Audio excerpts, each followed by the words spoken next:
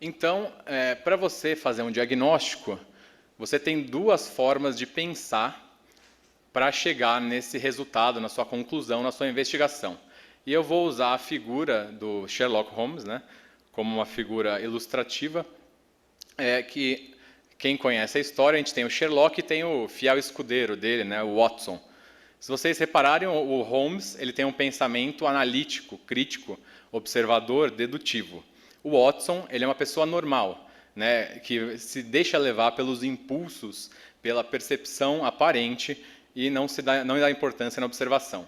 Então, a abordagem usual em cima é o pensamento Watson, que ele toma as decisões baseado no achismo, na intuição, né? A intuição ela deve ser levada em consideração, mas ela não deve ser a única ferramenta nossa para fazer o diagnóstico.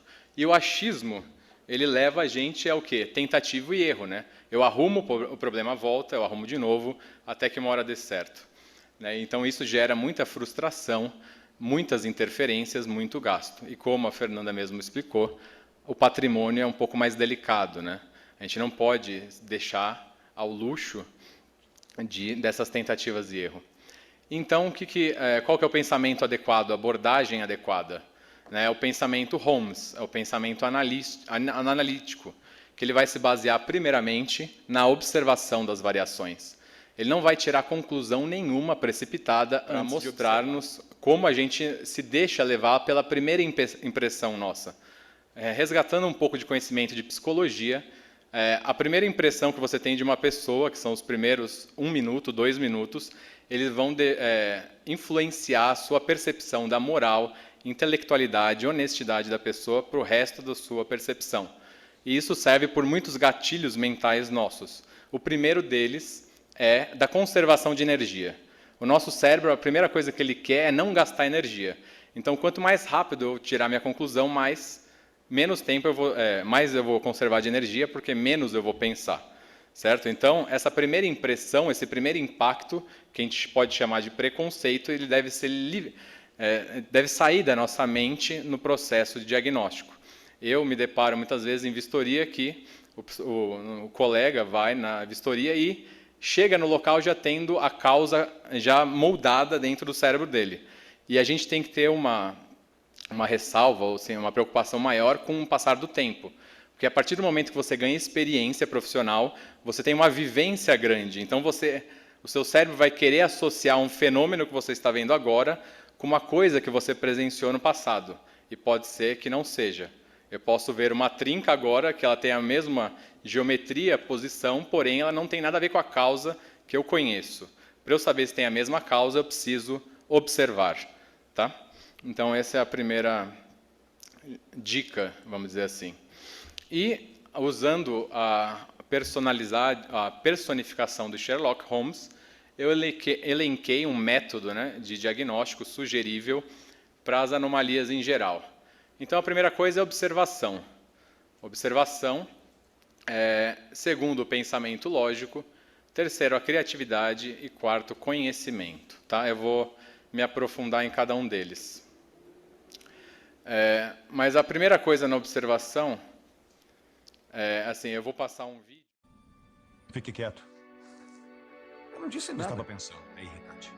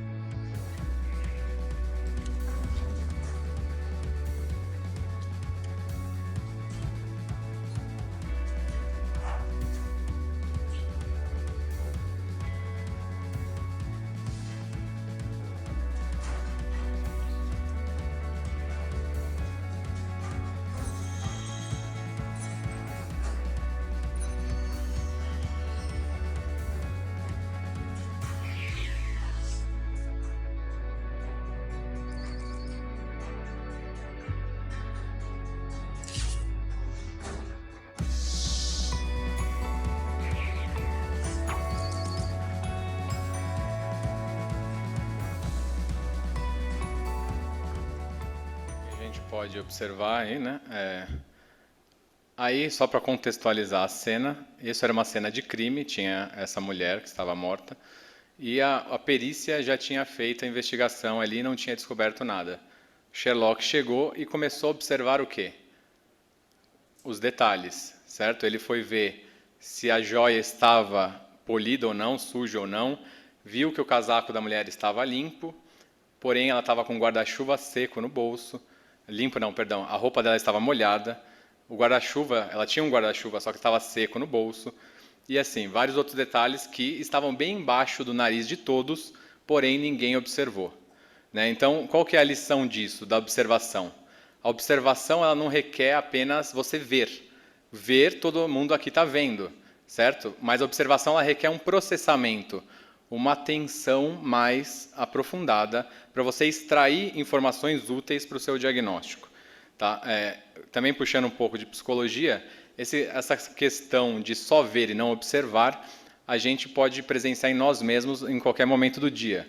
Quando você está no nosso piloto automático, né? Você está dirigindo, depois erra o caminho, porque você foi para um caminho que você está acostumado a seguir.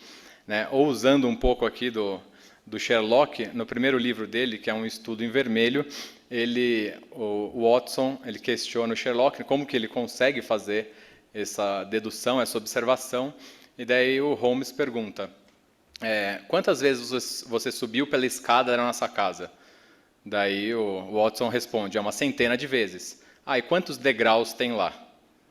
Ele não soube responder. Então ele subiu milhares de vezes a escada e não sabia quantos degraus, porque ele só viu a escada, mas não processou a informação, não quantificou, não prestou atenção nos detalhes, tá?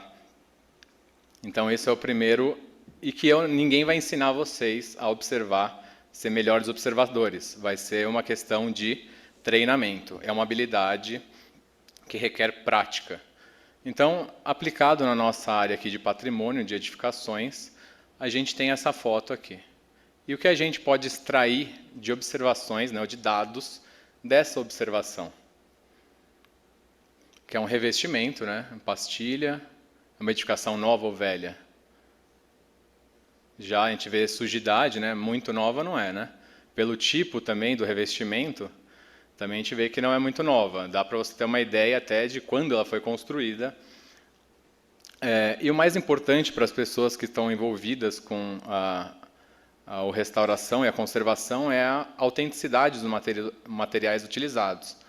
Então, para observar, eu preciso chegar um pouco mais de perto, né? Então, chegando um pouco mais próximo, o que eu posso extrair de informação? A marca deixada pela pastilha que destacou aqui é diferente daqui, não é? Primeiramente, coloração. Então, eu consigo ter uma ideia temporal de que uma caiu depois da outra. Eu consigo ver que a pastilha usada aqui não é a mesma que usada aqui, certo? Porque essa tem as ranhuras, essa aqui é lisa. Então, é a primeira observação que eu consigo. Consigo ver que essa pastilha ela foi já trocada, né, ou instalada nova, caiu e já foi trocada uma vez. Observando aqui, eu vejo também que não foi uma pastilha muito fiel ao original, que até a textura superficial dela é diferente, né, que não dá para a gente ver só na imagem, percebendo em campo a gente vê que a rugosidade, o brilho, ele tem uma diferença. Tá? Então, a gente vai precisar de todos os nossos sentidos para fazer um diagnóstico. Fazer diagnóstico à distância, né, é uma tentativa do ser humano de fazer por fotos, vídeos, mas ainda a nossa percepção sensorial é muito importante. Um outro caso que eu tenho, de uma edificação um pouco mais atual, que a gente teve esse caso aqui de corrosão da base do guarda-corpo numa varanda de um edifício residencial. E, a princípio, o questionamento ou as hipóteses levantadas das causas desse problema era ou o condomínio fez a manutenção adequada ou não, que é a pintura, ou a construtora que não aplicou o fundo preparador ou a pintura correta, enfim, era uma briga disso, manutenção ou erro de execução. E daí, observando um pouco mais a cena do crime, a gente via o quê? Que teve um fechamento de vidro, certo? E o fechamento de vidro, o que ele influencia nessa corrosão? Isso, aumenta a umidade, né? Então, o fechamento de vidro, esse projeto da varanda, ele foi concebido como com o caimento da soleira interno, para você não ter o escorrimento de água para a fachada e a sujidade. Então, normalmente, essa soleira é projetada para dentro, para que o escoamento de água vá para o ralo da varanda.